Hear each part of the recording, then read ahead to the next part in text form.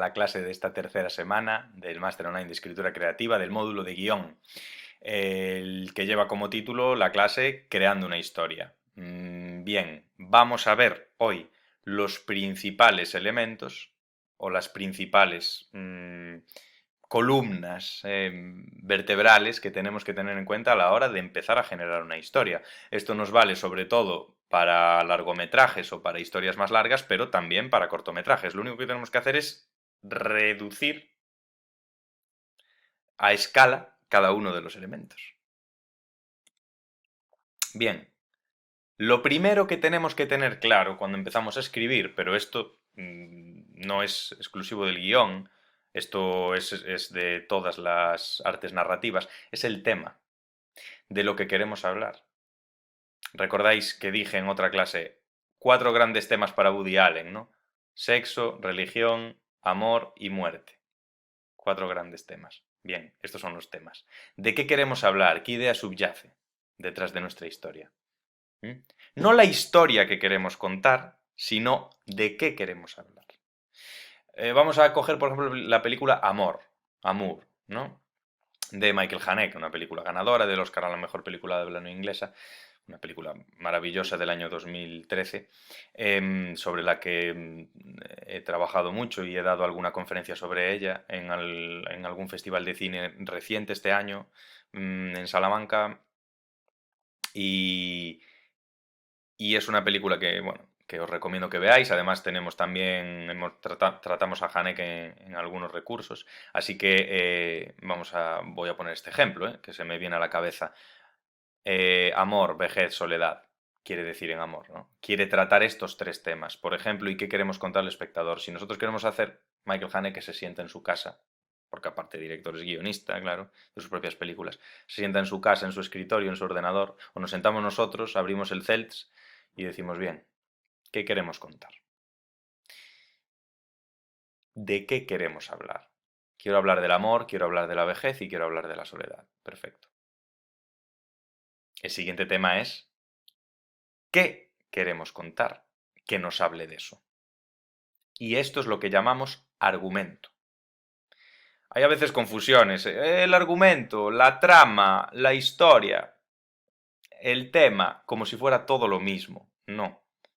El tema es sobre lo que hablamos. Hay pocos temas, hay muchos, ¿no? Pero grandes temas que engloban a otros subtemas, hay pocos, ¿no? Amor, vejez, soledad, muerte, venganza.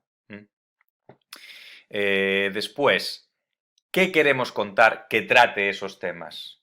Argumento. Es decir, por ejemplo, en la película Amor, un hombre vive con su esposa, a ella le detectan Alzheimer y él la cuida, hasta que con la enfermedad muy avanzada y totalmente impedida para la vida autónoma, él decide ayudarla a morir. Ese es el argumento de la historia que queremos contar de nuestra película, ¿no? Nuestro guión. Y después tenemos la trama. El argumento y la trama no son lo mismo. Ya hablaban de esto los formalistas rusos, ¿no? El argumento y la trama no son lo mismo. La trama, los formalistas rusos y Aristóteles también, por supuesto. La trama, ¿cómo queremos contar el argumento? Vale. ¿Sobre qué queremos hablar? Tema. ¿Qué queremos contar? Argumento. ¿Y cómo lo queremos contar? Trama. Esto es fundamental a la hora no solo de escribir guiones de cine, sino de hablar de cine. Esto en vuestra vida diaria, cotidiana, para analizar guiones, para analizar películas, para hacer crítica de novelas. Esto nos viene muy bien. La trama es cómo se cuenta. Definición de personajes, ambientación, acontecimientos, orden de los acontecimientos, relaciones entre los personajes, puntos de giro, etc., ¿no? Esto es lo que tenemos que dominar a la perfección y como guionistas, ¿no? Como narradores. Bien. Los personajes, una cosa muy importante en nuestras tramas. Siempre debemos tener un personaje principal. Yo en los talleres de guión a los alumnos siempre les digo, por favor, porque tienen tendencia muchas veces a a escribir guiones de corales, ¿no? Con muchos personajes, porque ellos mismos ven en su vida pues que están en épocas de grupos de amigos, de mucha vida social, en que todos a lo mejor se sienten igual de importantes y tal, entonces quieren reflejar eso y hacen guiones sobre grupos de gente. Y yo les digo siempre, me parece fantástico, hay muchas películas así y vuestras inquietudes deben dominar vuestra creación, ¿no? Ficcional, pero estamos en un taller de guión, vamos a crear un protagonista porque nos va a venir mucho mejor para nuestra trama. Un protagonista que le pasa algo y que tiene que sobreponerse a algo para hacer algo y alrededor de él construimos lo demás, es decir, construimos los secundarios y sobre todo el antagonista. ¿De acuerdo?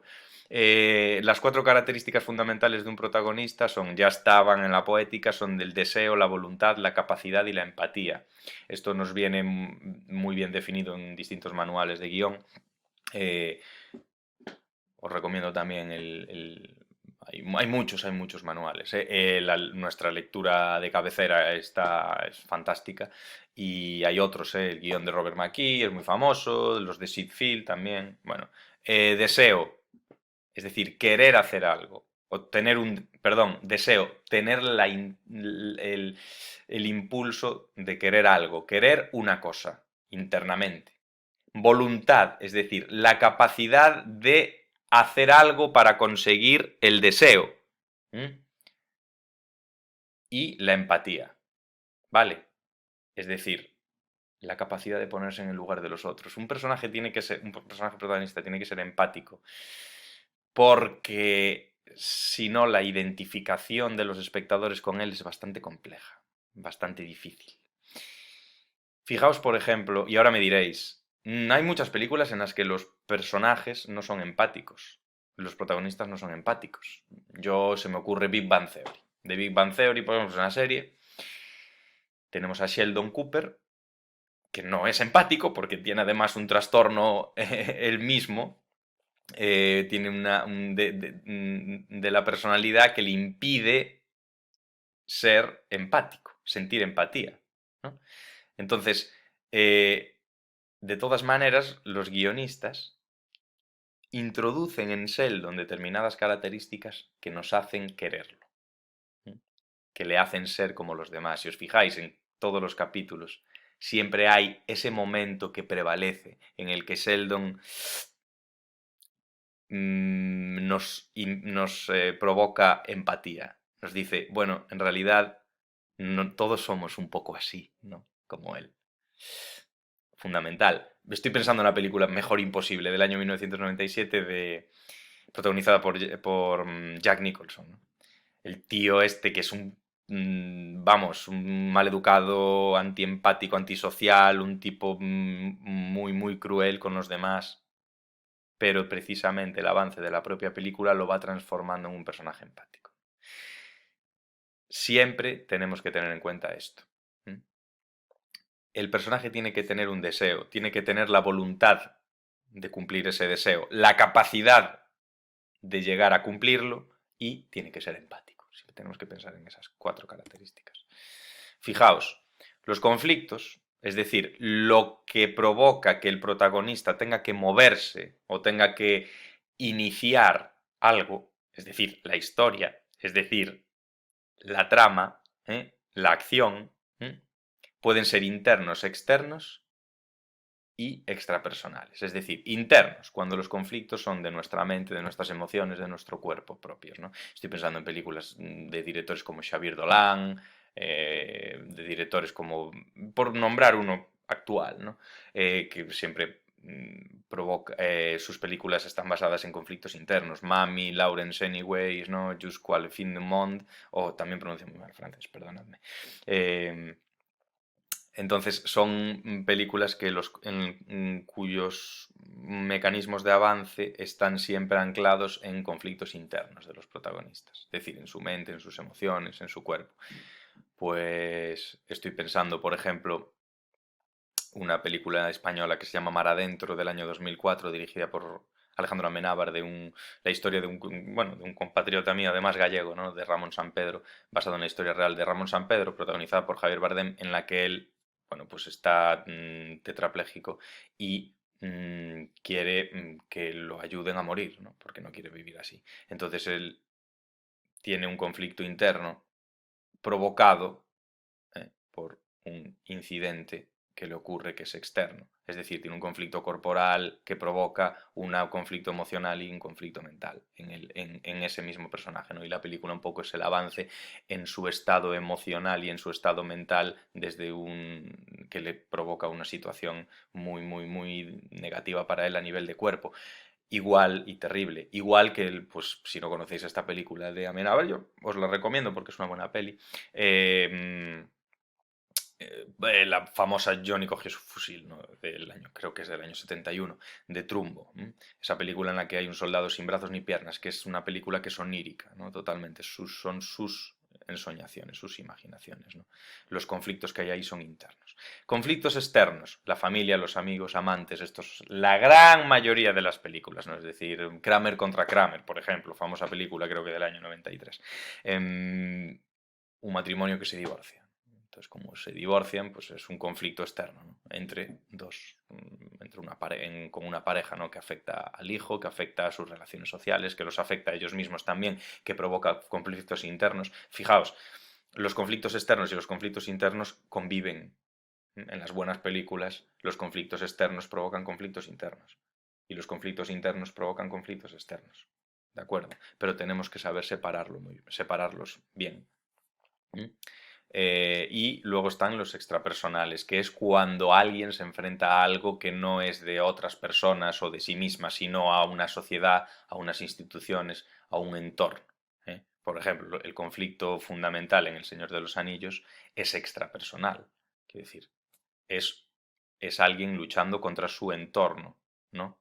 Es un conflicto que se crea en una sociedad, en este caso de la Tierra Media, por el auge de una dictadura, ¿no? En claves de ficción fantástica, pero bueno, por el auge de una dictadura. Entonces es un conflicto extrapersonal. Después, en los propios personajes tenemos conflictos internos y conflictos externos. Vemos cómo estos conflictos se interrelacionan en las grandes películas, en las buenas narraciones, para provocar el avance de las tramas. Bien, a nivel de guión, vamos a hablar de esto. Actos, 3 fundamentales. Esto también es lo que más hago incidencia siempre con los alumnos de los talleres de guión, ¿no? Planteamiento, nudo y desenlace. ¿Qué debemos tener como incidente incitador en el planteamiento? Por ejemplo, en la película de amor, vemos un matrimonio que tiene una vida normal y están en su casa tranquilamente.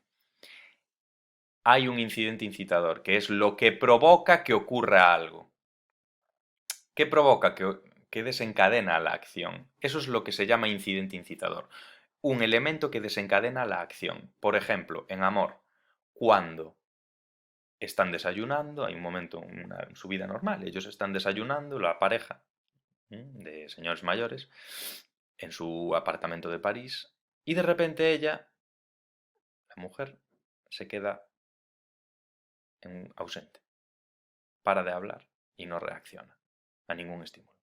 Se queda totalmente quieta e impasible. Y él le sigue hablando, pero se da cuenta de que no le pasa nada, ¿no? Entonces, bueno, esto después, al pasar 1 o 2 minutos, ella vuelve en sí, ¿no?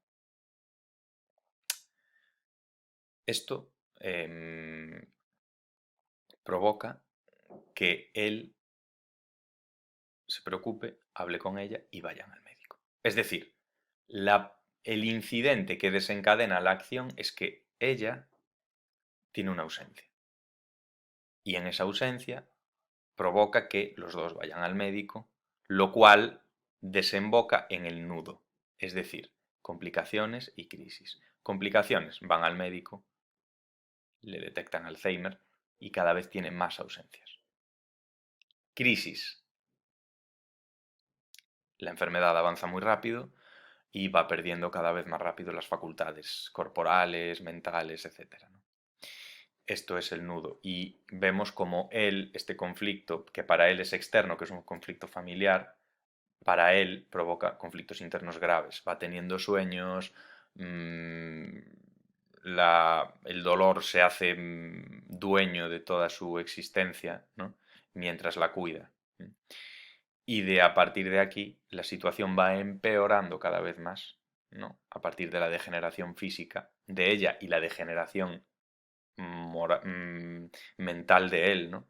La destrucción de la felicidad, ¿no? La destrucción humana que conlleva, la destrucción corporal, vemos que los conflictos corporales, internos, externos, se van mezclando. Y entonces él se llega al clímax, que es que él la ayuda a morir, ¿no? Le ponen una almohada encima de la cara, en un momento ya de muchísima degeneración corporal y de facultades mentales ya totalmente perdidas para ella, y la ayuda a morir. Y después tenemos la resolución. Es decir, una vez ocurre eso en el clímax, se resuelve la película con otra situación que tampoco os voy a contar. Si no la habéis visto, vedla. Entonces, ya estamos en el desenlace. Bien, incidente incitador, pequeñas complicaciones, crisis, el clímax, cómo se soluciona esa crisis, y después la resolución final, cómo queda al final nuestra historia después de todo esto. Bien, lo que nosotros solemos hacer cuando escribimos un guión es primero describir los personajes, describir los ambientes y eso que dé lugar al incidente incitador. Cuando empezamos con un planteamiento de cualquier corto, de cualquier peli, tenemos que ver un poco cómo son los personajes. Repito, no podemos decir cómo son los personajes en el texto de veíamos en el CELS, ¿no? En Action. Juan es un personaje con la barba larga y tal, y no sé qué. No, porque vamos a ver a Juan. Juan tiene mucho miedo de salir a la calle. No. Es decir, podemos señalar Juan, un hombre de mediana edad y barba larga, sale a la calle, ¿vale? Porque ahí estamos dando información, ¿no? Bueno, nos interesa que tenga la barba larga, pues lo ponemos, ¿no? Y describimos lo que está ocurriendo, ¿no? Juan, un hombre de mediana edad y barba larga, sale a la calle. Tiene miedo de salir a la calle. ¿Cómo explicamos eso? Con dudas. Abre la puerta del portal con duda. La abre y la cierra varias veces. Al final, toma aire y sale a toda velocidad, ¿no? Ahí estamos dando informaciones visuales y auditivas con el suspiro de que él tiene miedo de salir a la calle, sin decir en el guión, Juan tiene miedo de salir a la calle. Vale. Primero tenemos que describir, entonces podemos estar viendo pues un personaje con problemas de agorafobia, por ejemplo. Barba larga, problemas para salir a la calle, ¿no? Ya estamos describiendo el personaje. Después describimos los ambientes, es decir, dónde estamos. En una gran ciudad, en un edificio antiguo, cochambroso que se cae, o en un edificio muy moderno, un hombre muy bien vestido, ¿no? Porque tiene implicaciones distintas.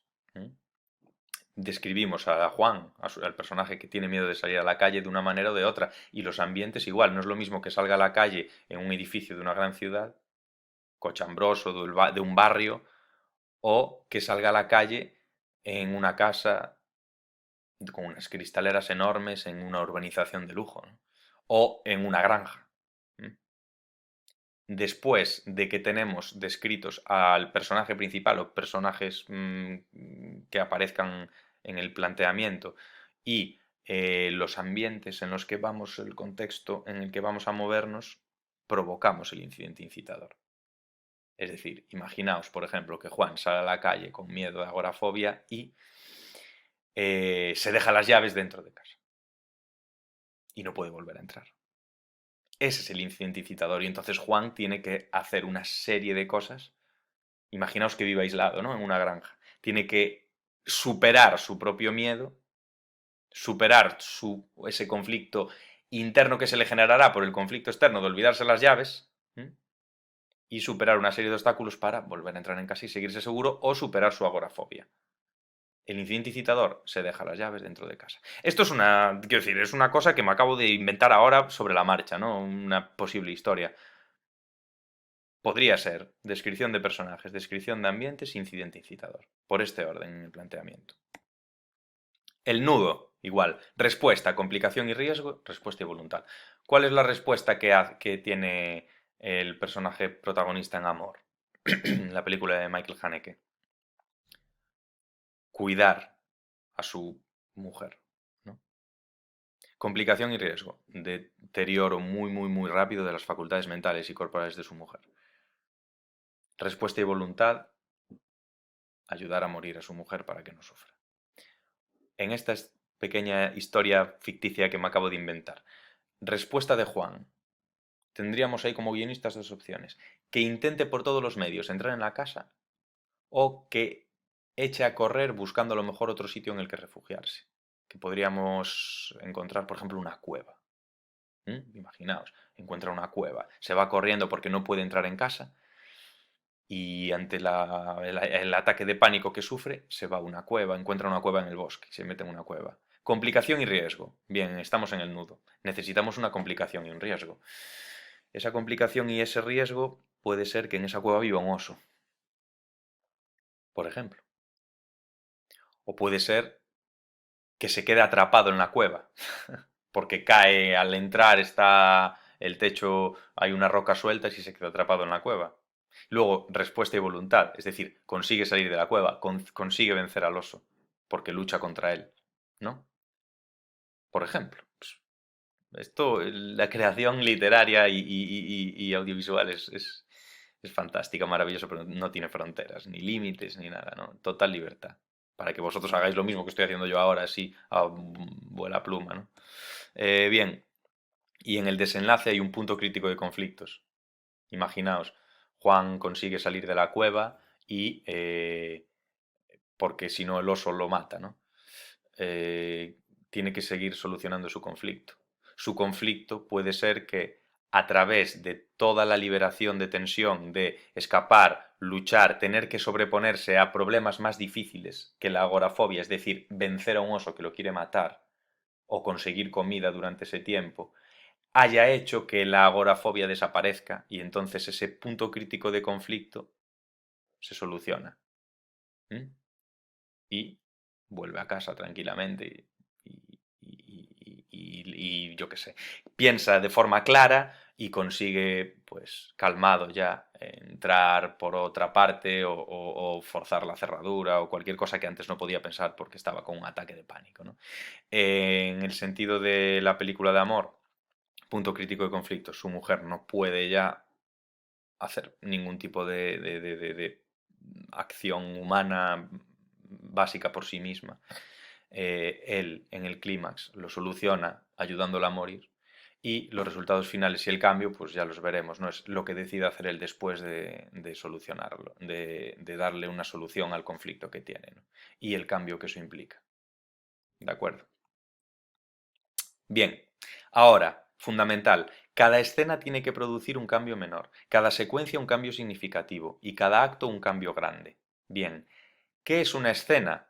Una escena es una mini acción que se desarrolla en un espacio determinado. Por ejemplo, empezamos en el salón, estamos aquí en el salón, y vamos a la cocina. Bien, la escena del salón es una. La escena de la cocina ya sería otra escena, porque estamos en el mismo tiempo, es decir, después de lo que pasa aquí, vamos a la cocina, escena exterior, perdón, interior, 2, interior, cocina, día, es otra escena. Cada vez que hay un cambio de espacio, tenemos que hacer un cambio de la escena, en el encabezamiento de la escena, ¿vale? Y ya está. Siempre que hay un cambio de espacio, que nos movemos de espacio. ¿Por qué? Porque el director lo tiene que saber si nos movemos de espacio para rodar. Después, la secuencia es una unidad ya a nivel narrativo más grande que engloba diferentes espacios pero en el mismo periodo de tiempo. Por ejemplo, mi mañana.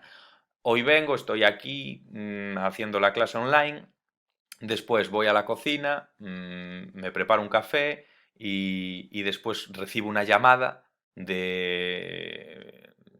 lo sé, de mi madre que me dice que tengo que ir urgentemente a ver qué ocurre con con la casa que tenemos en el pueblo porque ha sonado la alarma. Bien, toda mi mañana está basada en distintas escenas, en 3. La escena de dando la clase online, la escena tomando el café en la cocina y la escena cogiendo el teléfono en el salón. Y esas 3 escenas son una secuencia, porque están en el mismo unidad de tiempo. Después ya, yo al coger el coche e ir a la casa, ya estaríamos hablando de otra secuencia, porque hay un cambio temporal, hay una omisión, una elipsis temporal. Y después, cada acto produce un gran cambio. Bien, en cada escena hay un cambio menor, en cada secuencia un cambio un poco más significativo y en cada acto un cambio grande de planteamiento del nudo. Imaginaos que llego a mi casa de donde está sonando la alarma y me encuentro que está ocupada, por ejemplo, o que no hay nadie, pero todas las cosas están cambiadas de sitio y oigo ruidos extraños. Bien, ahí ya estaría en el nudo, pasando del planteamiento hacia el nudo, ¿de acuerdo? Cambio grande, de estar dando una clase online a estar en una casa tomada por fantasmas. Bien, espero que os haya gustado esta clase, esta tercera clase, y aquí estamos con cualquier cosa. No, aquí estamos en el curso y la semana que viene más. Muchas gracias.